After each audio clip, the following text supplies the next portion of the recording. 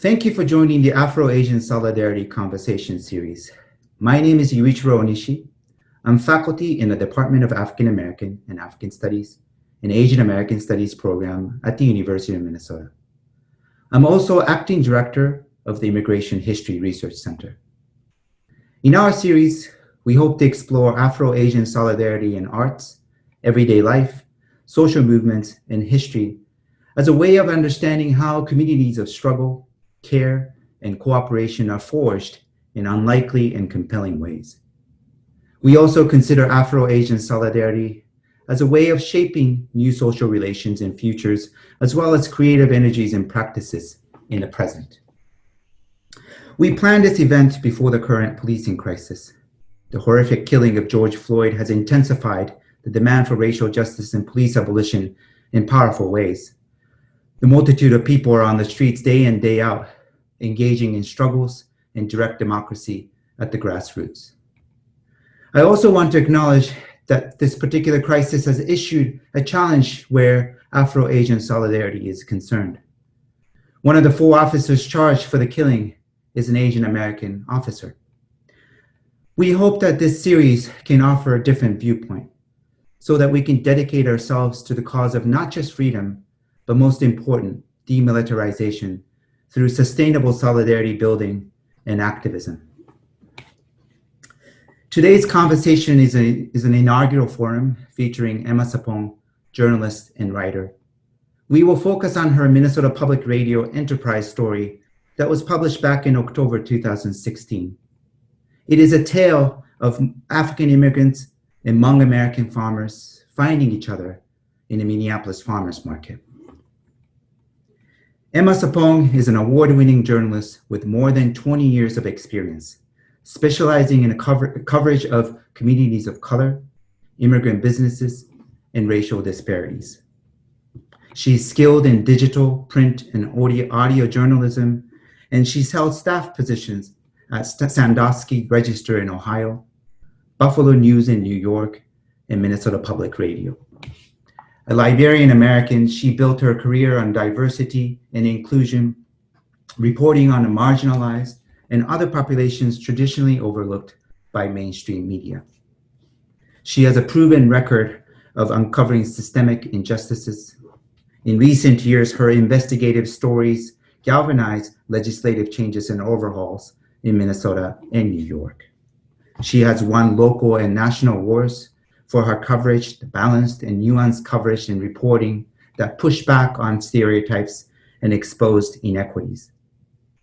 She obtained her Bachelor of Arts in Communication and Print Journalism from the University of Toledo.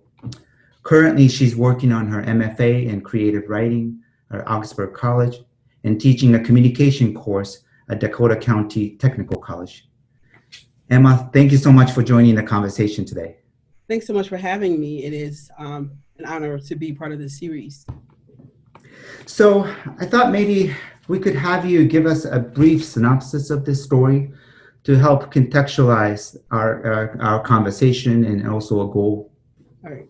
So I'm going to share PowerPoint. That's great. Thank you. So I think this story is a powerful example of the solidarity you speak of. So in October, actually it was probably September, I got the idea to do a story. As you mentioned, I'm Liberian American. I have a lot of family members here in the Twin Cities, and it's become an annual ritual. When the spring and summer arrive, you go to the farmers market and you get the goods that you need for the next year. And so West Africans, the Twin Cities has a large West African population. We're talking Liberians, we're talking Nigerians, and for the most part around the country, the vegetables that West Africans traditionally eat are hard to find. They're not grown in this country. So the Hmong farmers here, I mean, they comprise, I believe, about half of the farming that's done in the Twin Cities. They're done by Hmong farmers. And probably about 20 years ago, some Africans went to the farmers market, saw that, there were some similarities in some of the produce that the Hmong farmers were selling. And so, what they're used to from back home. So they, broached the question, like, can you grow some of these vegetables that we, yearn for now that we're in America? Could you try to grow them here? And so, again, West African crops are just very hard to find in other cities. And so the Hmong began growing these vegetables. And it's gotten to the point where the Twin Cities is now like the national center or hub for these West African crops. So that means not only are these farmers, providing crops to the local West African immigrants, it's, the farmers markets here are attracting people from all over the country. So it becomes this annual thing where you have to go to the Minnesota farmers markets, Minneapolis Farmers Market, the main one, but there are others around the region where Hmong farmers are selling these crops. So again, the shoppers brought seeds, they brought stalks, and even pictures so that the farmers would get a sense of what they were talking about and, try to find these, try to, grow them, and then also find them if, in cases where they didn't have the seeds or the stalks. So here, the manager of the Minneapolis Farmers Market says, we have people from New York, Texas, Ohio. They get a big cargo truck full of bitter balls, kitsile, and they haul it back. So this is an example of a woman who did her shopping at, I believe this is the St. Paul market. And you can see her truck is filled. This is not your typical farmers market trip. This is not what, you usually see. So the goal is to get enough to last until the next farmers market season starts. So because there's so much competition or so much demand for this, right? It's a national demand that the local farmers here are filling. So there's competition. So if you want to be able to get the sweet potato leaves or the sweet potato greens and the habanero peppers, you have to come early because you're not just competing with, your fellow Twin City residents, you're competing with people from all over the country. So, and the farmers, they arrive early too. They arrive 4 o'clock in the morning, 3 o'clock in the morning to make sure, because they know people are already waiting to get their 40-gallon bags of, produce. So here's an example, again, those are some of the greens, and I mean, these are very large bags. So this is typically what's done. You buy the goods, and then you have a chest freezer, and you freeze it, and this will take you until the next farmers market. So the typical West African in the Twin Cities, when they go to the farmers market, they're buying for, for the year to last them until the next season. So I did a story in October of 2016, just looking at this phenomenon, because I thought it was just so interesting. The fact that, these two groups came together to help each other. And for the farmers, it's become big business where they are now, devoting more and more acreage to these vegetables because they see there's such a demand. And in addition to serving, just the customers who come to the market, they also have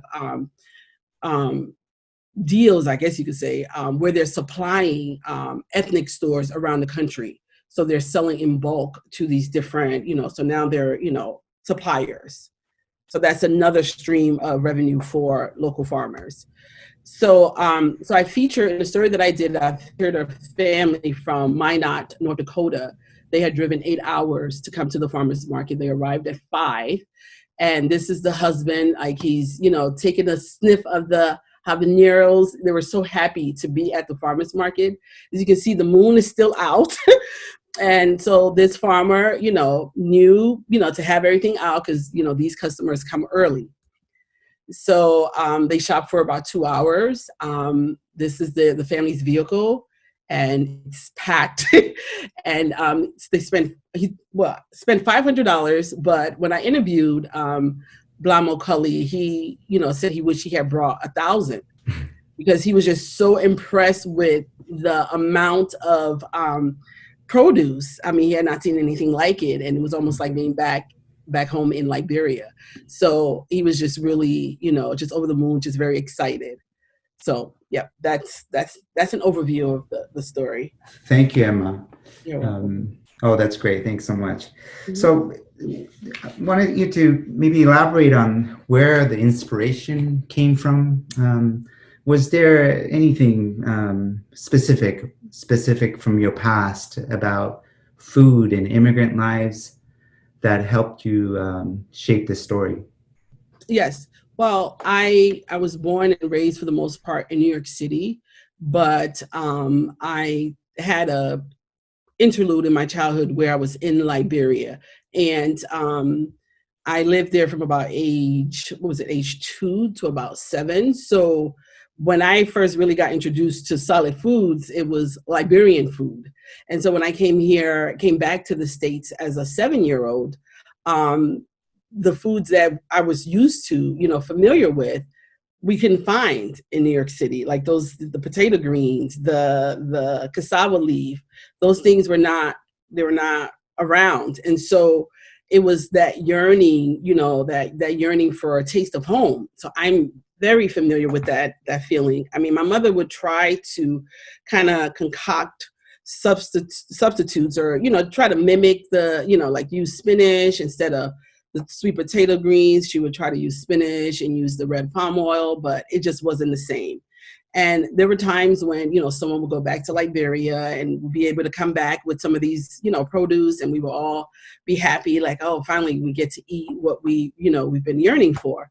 But so I know that feeling. And so when I would come visit relatives here in the Twin Cities, I noticed, like, there was always, I would, they would cook meals, there would be potato greens, there would be the balava sauce, and it tasted amazing because it was all fresh. And so during one visit, I asked, like, where are you guys getting this? Like, how is it you have this huge bag full of balava sauce, the jute leaves? And so they told me, well, the farmers market. And I'm like, the farmers market? At the time I was living in Buffalo, New York. And so I'm like, that's odd, because I know the farmers market in Buffalo does not sell these vegetables that, West Africans covet. And so they were like, no, the Hmong farmers, they've been growing, these vegetables for West African immigrants for years. And I'm like, really? That is such a cool story. And I mean, I approached the story. I thought it was fascinating. I thought, the symbiotic relationship between the African and the Hmong immigrants, I thought that was, cool to explore. But then I also was grateful. Like, wow, this is so cool that they're doing this. And, these, just that taste of home, having that sense of familiarity and, being able to kind of capture that, away from home, I wanted to explore. So. Yeah, I mean, it's really amazing that the idea of homecoming in this story is so compelling to me, that these African immigrants, some of them drive very, very long distances in search and yearning for those crops and produces. And where they go is, of course, the Minneapolis Farmers Market. And it's just redefined how we think about not just the relationship building between these two groups, but also homecoming, this whole idea of homecoming shared among these two immigrant groups. Okay. But I also wanted to now touch on, maybe get more deeper into the process, and specifically when you're covering this story and gathering the details of this very unlikely, surprising connection making and relationship building. Was there sort of a specific anecdote or is there an anecdote or backstory that did not really make it into the story that you could share with us? Oh, as far as the information gathering process? Yeah. Yes. I mean, one of the things that, and I didn't mention this earlier, but even in New York City where, it's a concrete jungle, so there's not any farming going on, there were still examples of that relationship where, Asians and Africans are coming together. Because the grocery stores, the Asian grocery stores would I mean, at my mother's pushiness when she saw certain items like, oh, we eat these plantains, we eat the cassava, please bring in more. And so over time, they would provide more and more. And I saw like the inventory of those items, increase. And so certain food items too, like the jute leaves, like Asians eat that. And so that's palava sauce to Liberians. And so that would also, increase in stock. And so I saw examples of that. And so just because I mean, and it's the same thing here where the Asian, the grocery stores also provide those items. So that was something that kind of, informed the story as well. Yes. Yeah, one thing that, I mean, this is actually covered in the story. I'm just kind of going off on tangent a little bit, but Okay. In the story, I think you talk about the different ways in which the farmers have responded to the needs of African immigrant customers.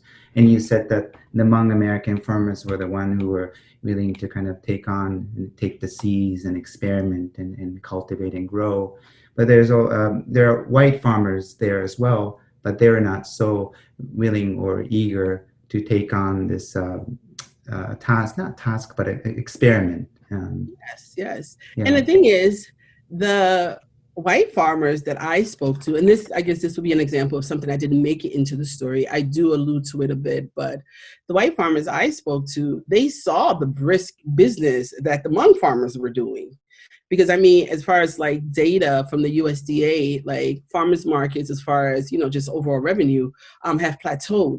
But the Hmong farmers are seeing an increase because they have this customer base that just, goes, extends the whole country, So they saw what was going on. They saw the amount of goods that were being purchased, but they were still like, oh, no, I don't think that I would be able to do that. And one farmer in particular, and her family had been farming for generations. And she had the sweet potatoes, the red sweet potatoes. She was selling them. And I said, well, that this, the leaves from this sweet potato, it's like gold for, you could really do a lot of business, because this is why people are driving across country to get the sweet potato greens. And she's like, yeah, but what we do is, after we, we harvest, we just kind of compost the leaves. And I'm like, composting? My mother would come to your house to get it.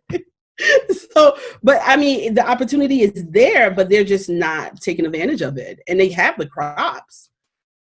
They don't feel that it's something that they can make a foray into. Why, I don't know. I guess it's a comfort thing. And I also think with the Hmong farmers and the Africans, there is that immigrant, connection that, they understand, coming here and not having the food items that you're used to, they can empathize.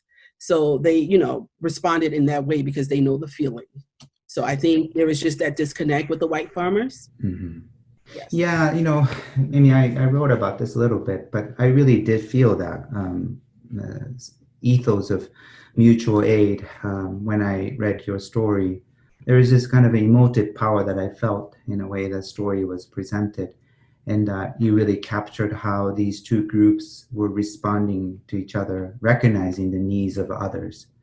And meanwhile, African immigrant customers, shoppers were showing tremendous passion for crops and produces that Hmong farmers were growing, and that these two were kind of meeting together and engaging to build very, very different kinds of relationships. And oftentimes this kind of market relation or commodity exchange, there's an inherent kind of unequal relations, but how they were relating to each other seemed to kind of transcend that. And you mentioned this we had this conversation earlier too, Emma, but they would come so early. The Hmong farmers would come so early before the Minneapolis Farmers Market would open.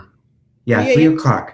Yeah, I mean, that space where there are no other customers but African immigrant shoppers and Hmong farmers, and opening up the truck, and then unloading and then exchanging and that kind of relationship building, I think it's beyond simple exchange of commodities and market relations. But anyway, I really I really wanted to highlight this story and have people view it, read it read the story widely, because I think mutual aid in these times is really difficult, from COVID to policing to economic. I think that how we respond to the needs of ordinary people, I think we need it more than ever, and to kind of really sit on it and think through. I wanted to shift our gear a little bit. Okay. In terms of conversation. I'm really intrigued by your writery career and formation. For over 20 years, you've been doing journalism and doing these enterprise stories, but now you're doing creative writing. And I wanted to know how you are navigating, moving through these two spaces to engage in the labor of creating a story. How is it going? Oh, it's going well. It is a different process where there's definitely more time devoted to storytelling and character development and, you know, craft and those types of things. Usually, even with enterprise stories, which are more time consuming and more of a deeper dive than your daily news story. But even, you know, compared to enterprise, that's, you know, a certain length, but we're talking about a book, and the process is different, but the goal is still the same. And that goal from when I started, when I did my first story at the University of Toledo, working for the student paper, it was to be inclusive, to bring, you know, stories to the fore that are usually overlooked in mainstream media. And the same thing applies to the literary world, where stories about, you know, the people I know, the people, you know, whether it be immigrants, you know, people from, you know, just overall marginalized, you know, people who are often excluded. We don't hear their stories. The farmers market, you know, this connection between the African immigrants and the Hmong immigrants. It's something that's been going on for over, I mean, I was told like 20 years. That's when it started 20 years ago. But before I did a story, no story was done. And I mean, it's such a big part of, you know, the Hmong farming, you know, business in the Twin Cities, is a big part of the large African population here. I mean, this is where they get their food. It's an annual thing. The farmers market is going to open. We're going to journey there and get our goods and get ready, you know, make sure we have enough for the winter. So for it to be such a big part of, you know, the lives of, you know, two groups here, and for it not to ever be covered, that just shows like there's just this continuous cycle of excluding diverse stories from mainstream coverage. And so that's been my goal, to upend that. And I plan to do that with my book writing, but it's just an opportunity to even give, you know, those topics more deeper, fuller storytelling, give it that sort of treatment where it's not rushed. I can really go in depth and cover all aspects and do it, you know, in a very comprehensive way that I feel like a lot of these stories deserve, since they're not typically covered. So I want to make sure it's done right. So, if I may, can I ask you what you're working on right now in the program, the creative writing program? yes, there are quite a few topics that I'm exploring. One is the impact of deportation on families. My sister and brother-in-law, her husband, were wrongfully deported, 21 years ago. And they had to leave their 6 children, including 10-month-old twin boys. And that was because when they were sent back, there was still a civil war going on in Liberia. So they were sent back to Liberia, and then they had to go to a refugee camp in Ghana. So they had to leave the kids. And so the kids then became our responsibilities, the family members here in the States still. And so, and that included me, and I was just in my early 20s, and I had to become the surrogate mother. And so just different, because it's something that is topical as far as, you know, deportation and the impact on children, but it just hasn't really been, you know, fully explored. Like, how does this affect, you know, just families, not, you know, the person that's sent back, the people who are left here, and just, you know, something, just take a good look at it. And I feel like that hasn't been explored, and that's something I want to do. Great. That's really powerful. Thank you. Just to close our conversation today, again, I really want to thank you. But what does this story, the enterprise story that you covered for Minnesota Public Radio, what does this story mean for you? It means a lot. It was the first story, and up to that point, I had been in journalism for 16, 17 years. And it was the first story that my mother, my cruel Liberian mother, listened to. And I mean, just the facial expression, she felt seen. There's a Nigerian woman in the audio version who says, she goes to the market because she has to get, the hot peppers. And she's like, I like the hottest peppers, the hottest. And my mother just kept repeating that. And I'm like, wow, this is so like affirming and validating to her because it's her story. She's one of those, people up early getting, bags and bags of habaneros, the potato greens. And so it just really resonated with her. And like I said, I've done lots of stories. She's read them and, but this one, she was like, play that again, play it again. I'm like, wow, this is like the first time like she's reacted like this to my work because it was her story. And so, yeah. And so that, for me, it was like, wow, okay. So I really, brought something that, she felt so personally connected to. I brought that to, the masses, and she just felt seen for like the first time. And so that was so powerful, and it meant everything. Wow. That's really nice. Beautiful, beautiful accounting. Yeah, I felt the same way in my different way. Again, reading this story, it just grounded me in everyday lives of people. Again, it sort of really emitted emotive power. I had no association with these crops and produces, but again, what I saw was this genuine connection making between these two groups that I'd never heard of and never known. And again, the details that you share really, in many ways, amplify my initial sentiment about this story, the power of mutual aid. So thank you, Emma, so much for contributing and joining this inaugural forum. Thank you. Pleasure. Yeah.